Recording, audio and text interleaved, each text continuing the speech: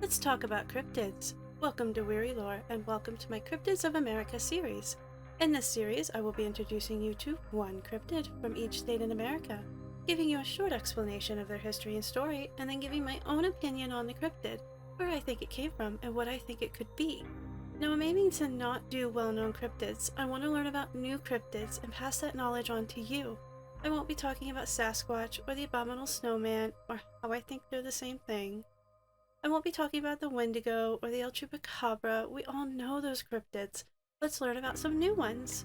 In this series, I will be doing 5 states in each episode, with a total of 10 episodes. Let's get into it. Welcome to episode 2 of Cryptids of America.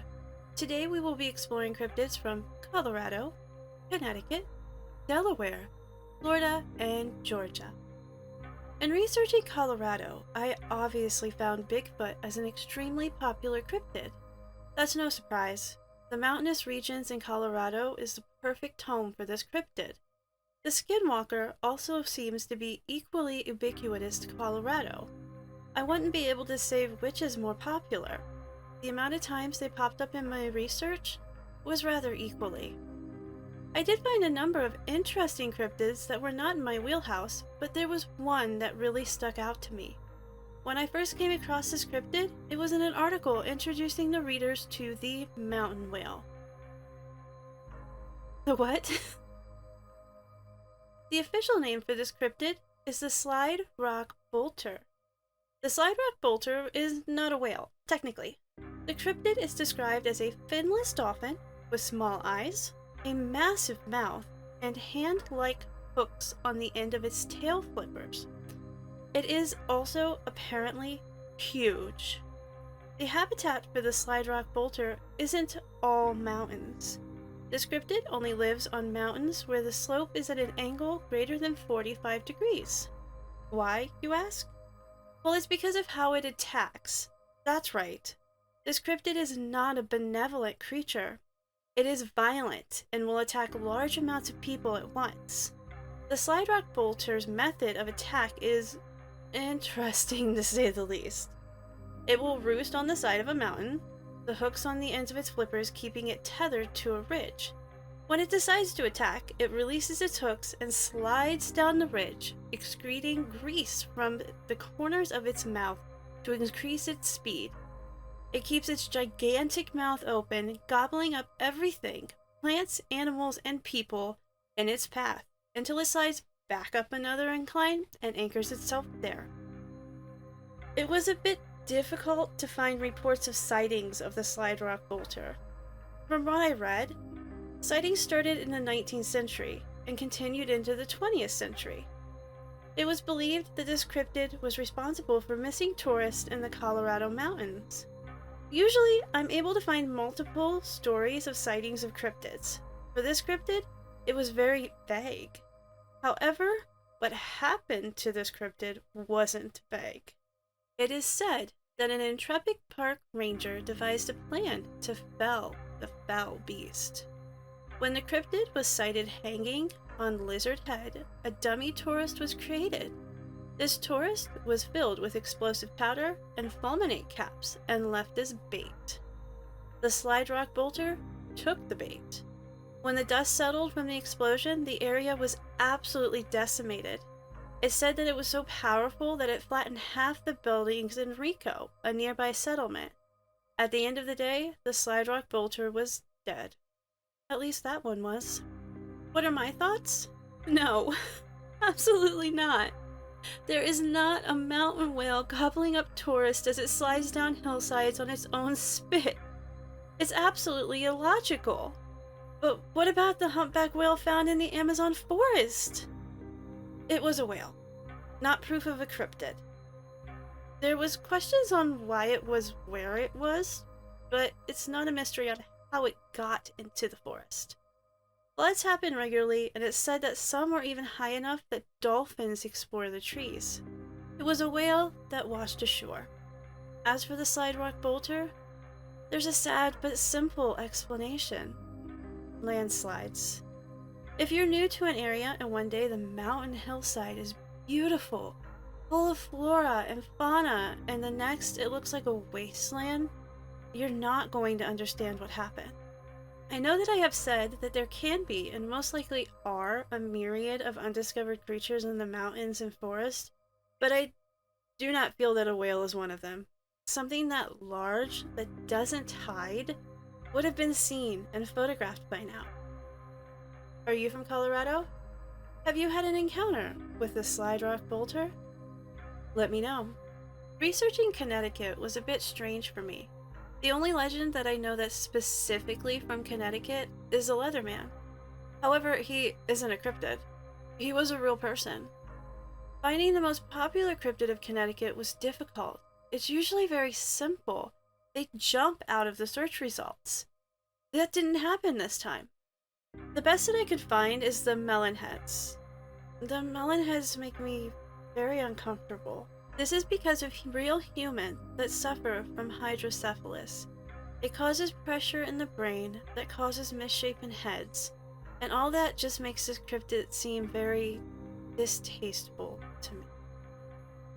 Moving past that bit of personal information that you probably didn't want to know, the cryptid that I'm going to look into for Connecticut is a ghost dog. More specifically, the black dog of Hanging Hills. I expected something much more sinister when I first saw the name of this cryptid. Black dogs have meant death and misfortune in many cultures for a long time. This ghostly canine is described in a couple of different ways. It can look either like a large, shaggy dog with glowing red eyes, or a sleek, shadow-like dog that can melt into the darkness. What's most interesting about this dog is what happens when you see it. You can see this cryptid twice, with no repercussions. Kind of.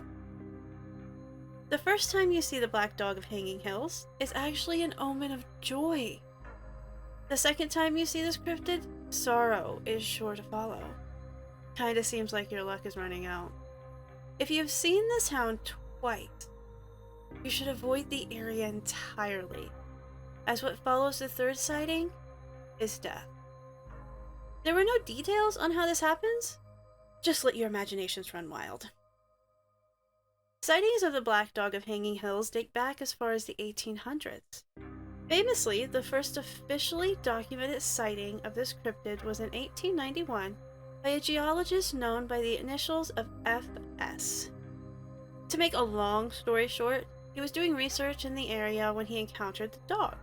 It appeared from nowhere and joined him on his journey, never making a sound the entire time. When he prepared to leave, the dog disappeared. 3 years later, he returned to the area, accompanied by his friend, Herbert Marshall. During their trip, they discussed the black dog, and Marshall admitted that he had seen the dog twice already. Unfortunately, on this trip, they encountered the dog again, and Marshall met in a timely end. You would think that FS had learned his lesson, but nope. He returned to the area again, 3 years later, and met the same fate as Marshall. This is far from the only reported sighting of the black dog of Hanging Hills. It is believed that many disappearances and deaths in the area are attributed to this cryptid. What are my thoughts? At the best, mixed. Black dogs are so entrenched in multiple cultures' beliefs that I cannot rule out there being truth behind their legend. Now, is it a ghost dog or a real dog? That's the question. Scientific minds would say that they are just real dogs that are of unusual size and ferocity. Specifically, this dog actually has a modern-day sighting, but it's too good to be true. This is supposedly photo proof of the black dog of Hanging Hills. That dog was called Ghostly. That dog is just a dog. Could there be wild dogs in Hanging Hills? Maybe. I couldn't find proof either way. Additionally, this cryptid has been proven to have been created as a fictional story. W.H.C. Pynchon published a short ghost story in the Connecticut Quarterly about a black dog with a 3-tiered curse. However, this story was published in 1898, years after the supposed story of the doomed geologist. Now, was the story of FS and Herbert Marshall created after the short story and backdated? Maybe. but the proof of that is lost to time. Are you from Connecticut? Have you had an encounter with the black dog of Hanging Hills? Let me know. For once, I actually knew the most popular, or one of the most popular cryptids of this state without any research. In my own personal viewings of videos about cryptids of Delaware, the puckwudgie is everywhere. These little creatures are fascinating on their own, but they are a cryptid that most all cryptid fanatics already know about. I actually had a bit of a difficult time choosing which cryptid to report on here. Delaware is apparently the home to the Fiji merman, which is a controversy in and of itself. It also has a Wendigo-like creature that is an ice giant, but I already said that I wouldn't do any sections on the Wendigo, as interesting as they are. This left me with a couple swamp creatures. As one was proven a hoax, though it still has sightings after the hoax was ended, I chose the prime hook swamp creature.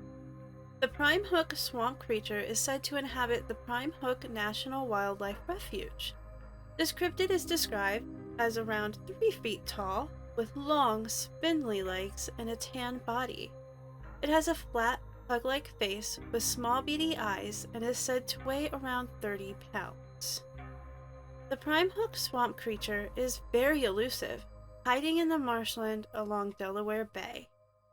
As far as I could find, there are no reported attacks by this cryptid. Really, there are very few reports on this little monster. Finding evidence of the first sightings of the prime hook swamp creature was a loss. The first and most famous sighting that I found was in July of 2007. However, this sighting couldn't have been the very first, as the people involved in this incident already knew about the creature. It wasn't as if they saw something completely new. In 2007, a Reddit user who goes by the name of Helen J. reported to see a strange creature appear on the side of the road in the swampy area of Broadkill Beach. When bringing this sighting up to her daughter and her friend, they also claimed to have seen a similar creature dart across the road in the same area a year prior. When asking others if they had seen the creature, the owner of Broadkill's store claimed to have seen it while out dirt biking. Now, beyond this sighting, I didn't find any reported sightings of the prime hook swamp monster. It actually seems to live more in legends and stories than actual sightings. What are my thoughts? I have made it abundantly clear what I think of forests and mountains, just areas that have very little human interaction. There could be a myriad of undiscovered creatures there, and that includes marshland, especially protected marshland like the Prime Hook National Wildlife Refuge. But there's also the possibility of 1. This not existing because there are so few sightings, or 2. It's a poor creature with a physical deformity. There's a deformity called short spine syndrome. It does affect canines of all breeds. It can give them a strange, almost alien-like appearance. If this syndrome affected a wild canine, it could lead to the creation of a cryptid. There is debate on if the animal could survive in the wild with this syndrome, but that can't be proven until there is scientific experimentation. Personally, do I think there could be an undiscovered creature in the marshland? Yes. Is it a cryptid?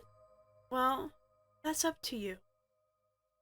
Are you from Colorado? Have you had an encounter with a prime hook swamp creature? Let me know. As I have been informed that I cannot call the Florida man a cryptid, I had to dig a little deeper into this state's legends. The most well-known cryptid of Florida is most likely its version of Bigfoot, the skunk ape.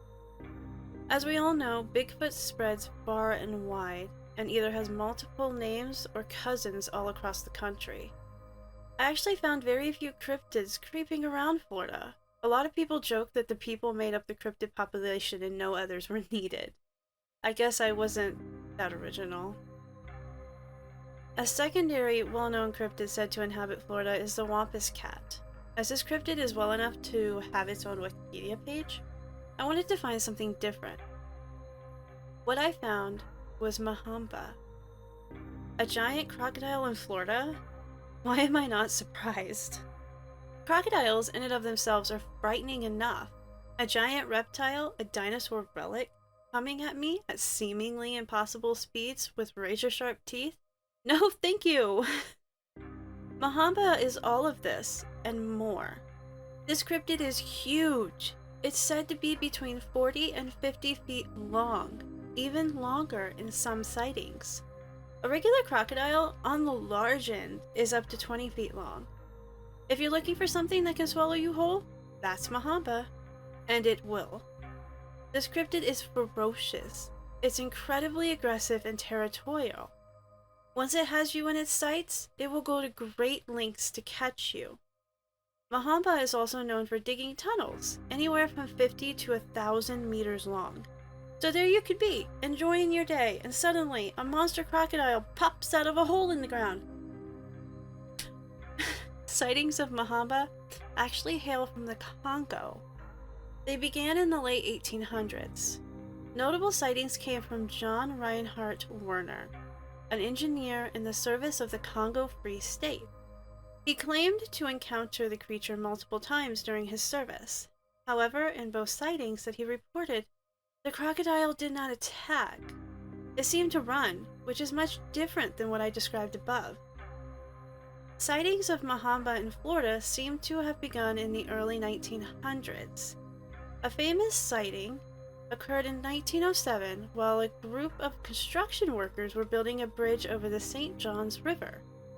They were working a seemingly ordinary day when they spotted an enormous crocodile swimming below them.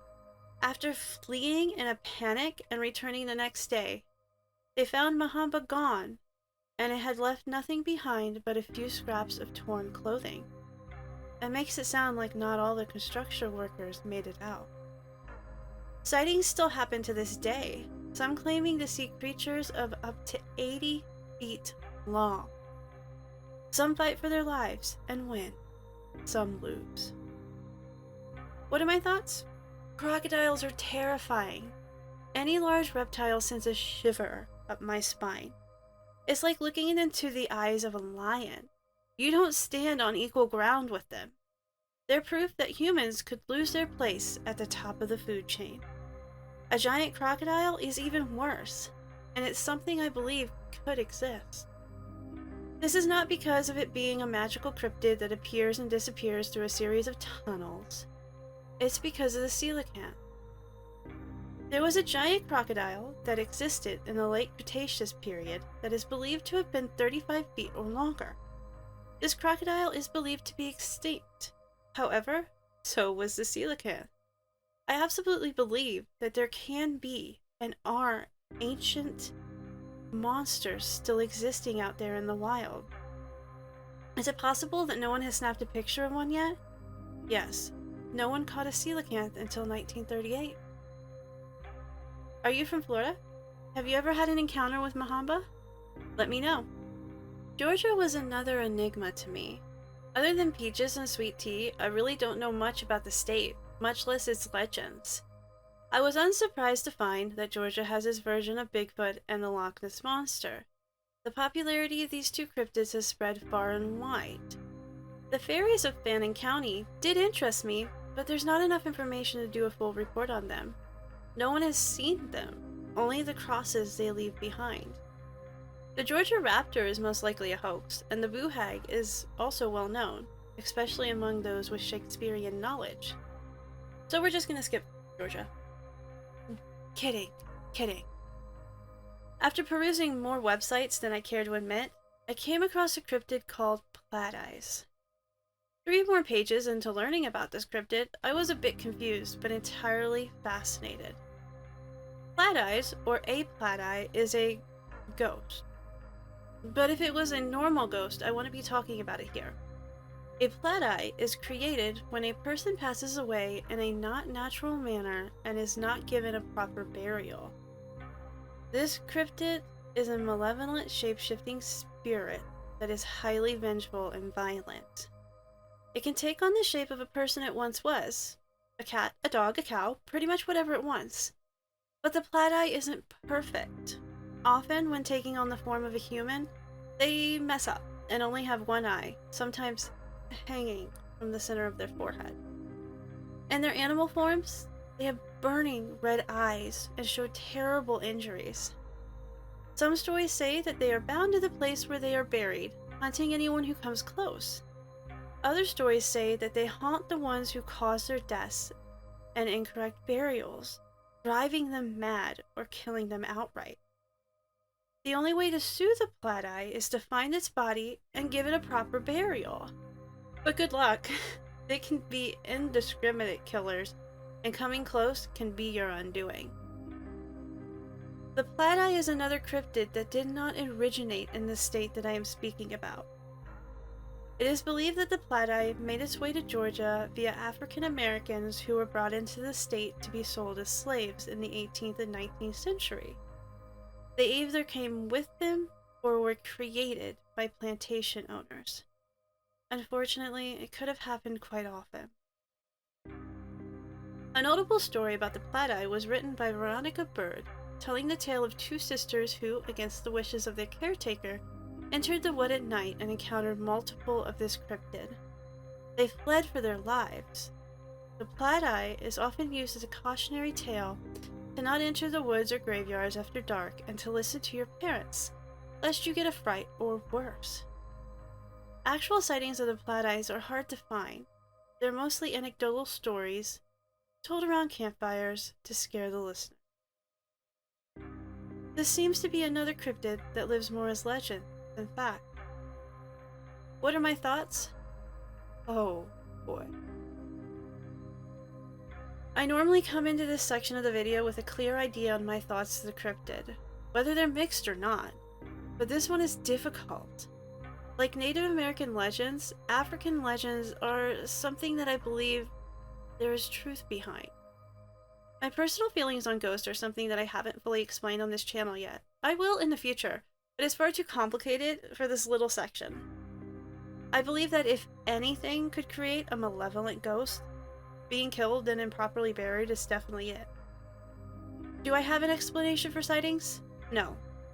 I mean, humans constantly see things in the dark that aren't there, and are very good at scaring themselves. But do I think that's what caused the Plat Eye to come into existence? I can't say that I do. I leave this one very unsure. Are you from Georgia? Have you had an encounter with a Plat Eye? Let me know.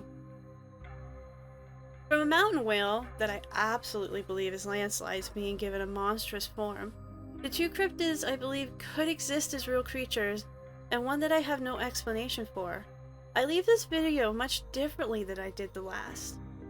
Supernatural is just so fascinating and sometimes bizarre.